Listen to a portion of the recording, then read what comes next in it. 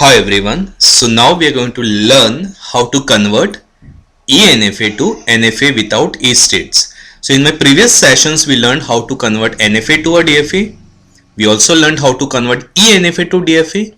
Now we are learning how to convert eNFA to NFA without E states.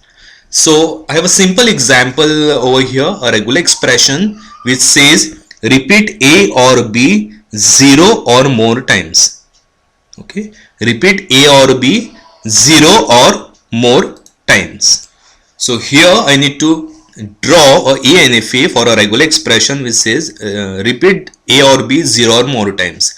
So I had explained to you all how to draw ENFA, wherein always try with the simplest component and then keep on enlarging and connecting the different components in order to get the entire structure done.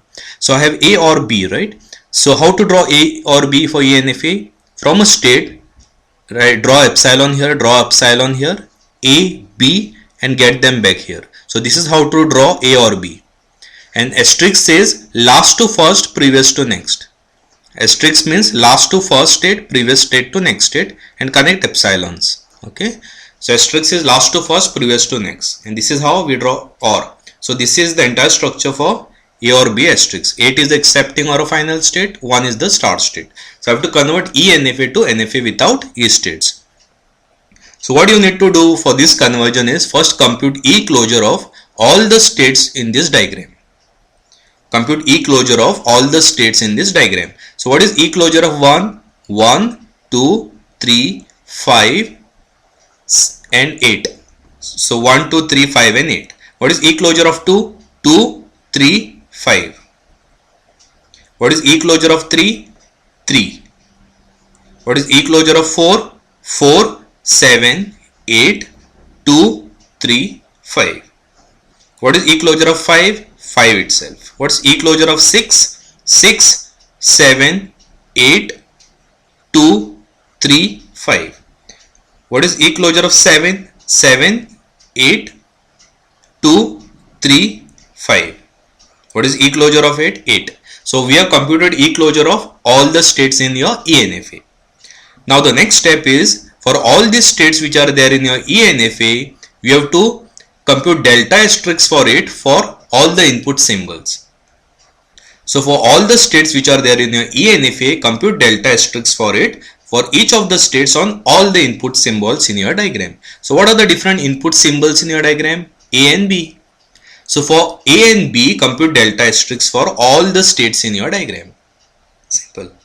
So let's compute delta asterisk of 1 on A and delta asterisk of 1 on B. So I'll explain to you all how to do this.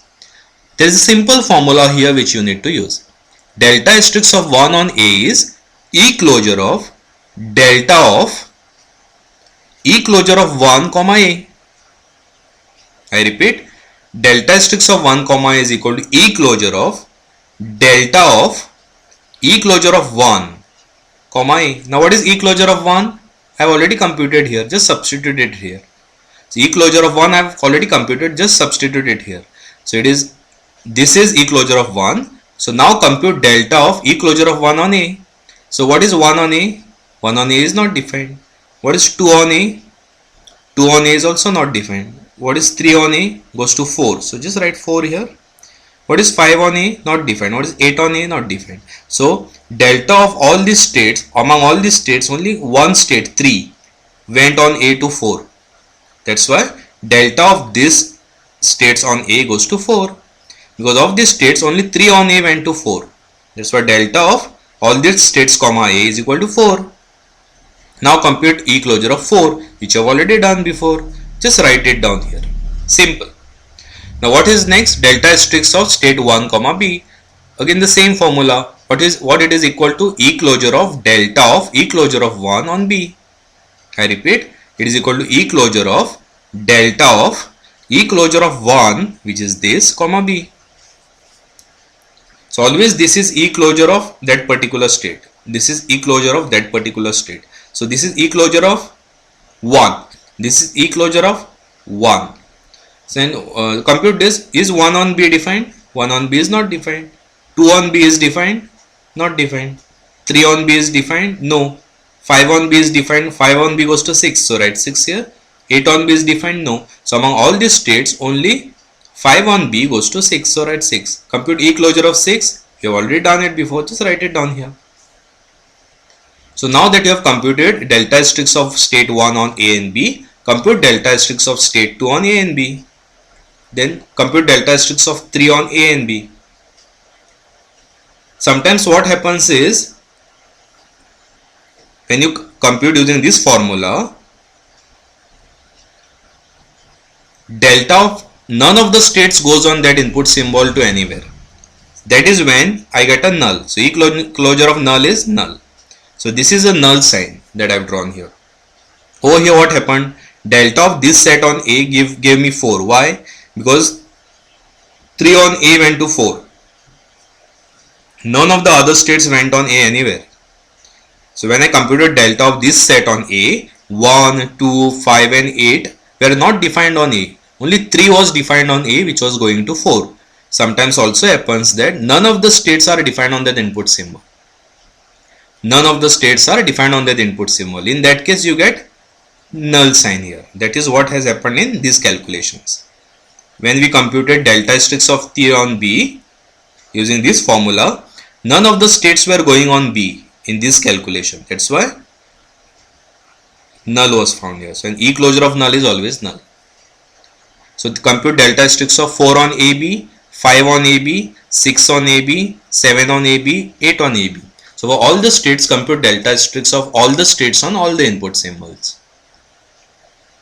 Now what are the final states of your target NFA? Final states of your NFA are all states of ENFA whose E closure contain at least one final state of ENFA. I repeat, final states of your resulting NFA are all states of your ENFA whose E closure contain at least one final state of your ENFA. So now check which states E closure contain final state of ENFA. Now what is the final state of ENFA from this example? 8. So I have to find out E closure of which all states contains 8 in it. Simple. I have to find out which all states E closure contains 8 in it. So does E closure of 1 contain 8? Yes. So 1 will become my final state of your target NFA. Is E closure of 2 contains 8? No. Is E closure of 3 contains 8? No. E closure of 4 contains 8? Yes. So till now 1 and 4 are the states whose E closure contains 8. Is E closure of 5 contains 8? No. Is E closure of 6 contains 8? Yes. So till now 1, 4 and 6 are the 3 states of your NFA which is the final state, because their E closures contains 8 in it. So all the states whose E closure contains the final state are final states of your target NFA. I repeat, all the states whose E closure contains final state of your ENFA are final states of your resulting NFA. So till now 1, 4 and 6 are final states of your target NFA because their E closures contain 8 in it, which is the final state of your source NFA, right? Source ENFA. Does E closure of 7 contains 8? Yes. Wow. So there are 4 states now. 1, 4, 6 and 7 whose E closures contains 8 in it. Does E closure of 8 contains 8? Yes. Wow. So 8 also. So how many states are there now whose E closure contains 8 in it? State 1 whose E closure contains 8 in it. State 4, state 6, state 7 and state 8. So there are 5 different states whose E closure contains 8 in it. I repeat, so there are these 5 states whose E closure contains 8 in it. Okay. So these 5 states are the final states of your target NFA. That's why 1, 4, 6, 7, 8. These states are the final states of your target NFA. So now you have to just draw this. Simple. So just write down all the states over here, and these are the input symbols A and B. So if you just focus here I'll just explain to you all few. Delta asterisk of 1 on A goes to all these states. Delta asterisk of 1 on A goes to, again here the same thing. Delta is a transition function of your source diagram. Delta asterisk is a transition function of your target diagram. So delta asterisk of 1 on A are all these states. It goes to 4, 7, 8, 2, 3, 5. That's why 1 on A goes to all these states. Delta asterisk of 1 on B goes to all these states. So just write them down here.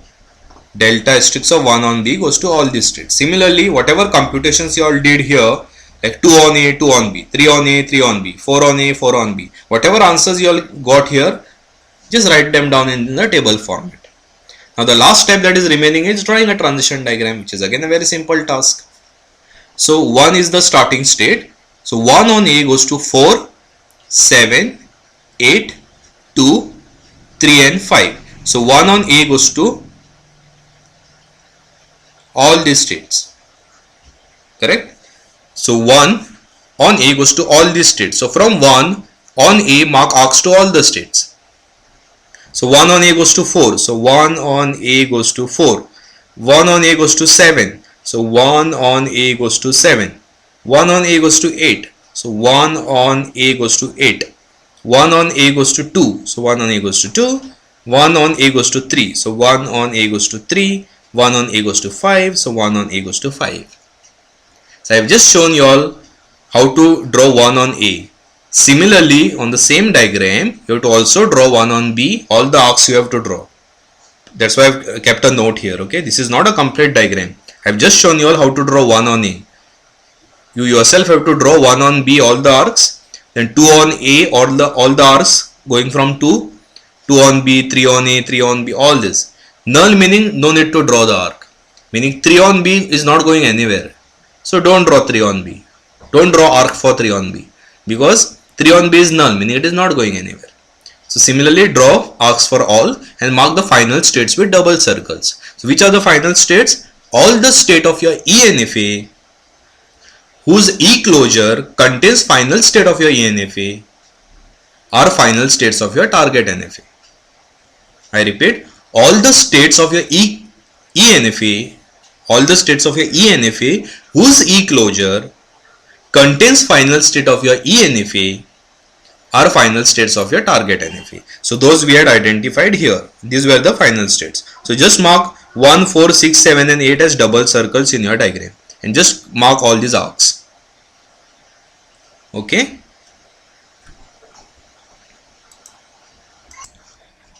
So with this I have completed the entire chapter on lexical analysis, in which we learned how lexical analyzer generates tokens from the series of inputs. It identifies lexemes, it compares the lexemes with the patterns and it generates tokens. Then we also learned a lex tool, how to write a lex program which automatically generates a lexical analyzer for us and finds out the token for us. Then we learned finite automatas, which are of two types: non-deterministic finite automata and deterministic finite automata. So in non-deterministic, a particular state on the input symbol can go to any number of states, but in deterministic, a state on the input can go to maximum another state, only one another state. Okay, maximum. So that was a deterministic finite automata or a DFA. Then we saw three different conversions: ENFA to NFA without E states, ENFA to DFA and NFA to DFA. These were three conversions that we learned, right? Then we also learned how to minimize the number of states in a target DFA. So with this, all the concepts of lexical analysis chapter are complete. So in my next session on compilers, I will be starting with a new chapter, that is syntax analysis. So syntax analysis is the new chapter altogether now. Now we have completed one phase of a compiler. In compiler, there were different phases starting with lexical analysis. So we have gone into details of what lexical analysis is all about and we have completed that chapter. The next chapter is syntax analysis, which follows lexical analysis. So syntax analysis will fetch the tokens from lexical analyzer and it will work with parse trees and syntax trees. So let's focus on syntax analysis, which is a totally new chapter, in my next session. See you there. Bye.